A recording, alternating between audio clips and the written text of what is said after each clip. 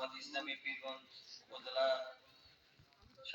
সাধারণ সম্পাদক অর্থাৎ সেক্রেটারি ছিলেন দীর্ঘদিন। তারপরে শ্রমিক কল্যাণ ফেডারেশনের দায়িত্ব পালন করেছেন। বর্তমানে ৯ নং পীরগঞ্জ ইউনিয়ন যেটা, এই ইউনিয়নের সভাপতির দায়িত্ব পালন করতেছেন। আর তার কর্মজীবনে মাদারগঞ্জ ইসলামিয়া হাজির মাদ্রাসায় আরবি সহকারী অধ্যাপক হিসেবে কর্মরত ছিলেন।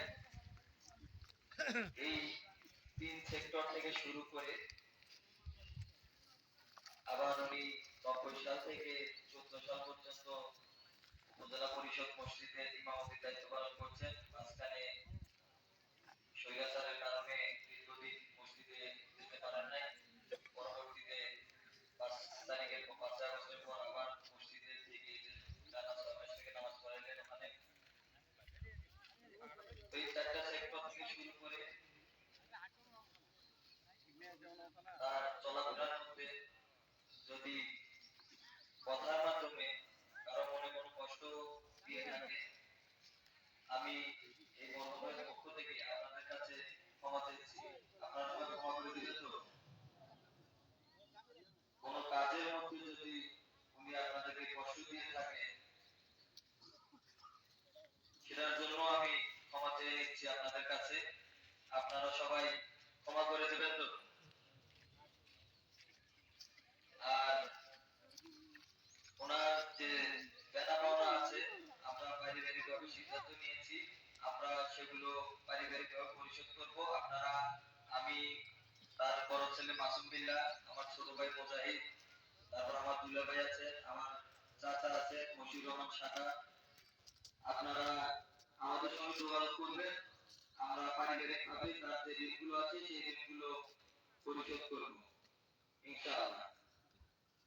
সর্বশেষ আমি তার জন্য অপারণ ক্ষমা চেয়ে আপনাদের কাছ থেকে তার জন্য দোয়া চেয়ে আমি আমার কথা এখানে শেষ করছি। আপনারা সবাই তাকে মাফ করে দিন।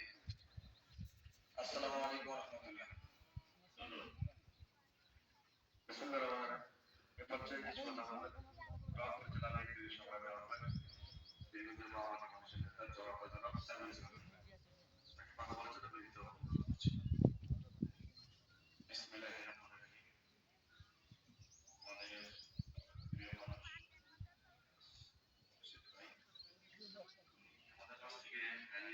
বিশ্বাসই করতে পারছি না।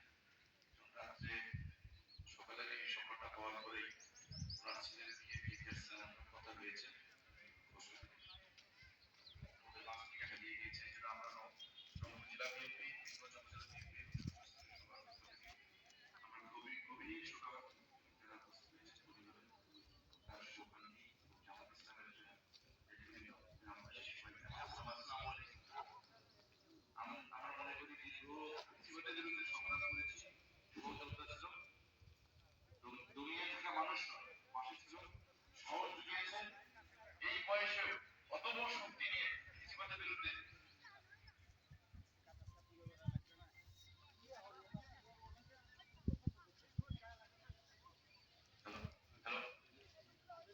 তো জুলুম নির্যাতন জেল উপেক্ষা করে জীবনের বিরুদ্ধে যত শক্তি আসুক রুখে দাঁড়িয়েছে আমাদের পাশে, এবং সেই বীর আমাদের পাশ থেকে আজকে হারিয়ে গেল। তার প্রতি শ্রদ্ধা জানাচ্ছি। সে হয়তো একটা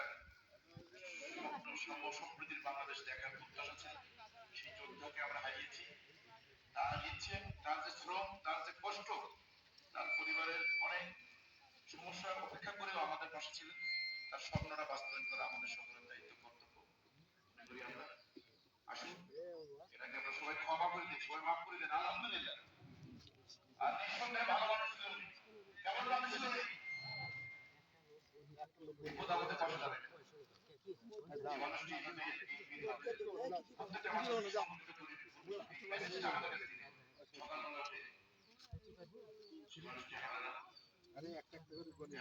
আমাদেরকে সবাইকে ইবাদত করুন, সবাই জানি আমরা সহি সালামতের জীবন যাপন করতে পারি, আর সবাই ৫ ওয়াক্ত নামাজ পড়তে পারি। এটা যদি আমরা আমাদের ভিতরে কবুল করে, আজকের এই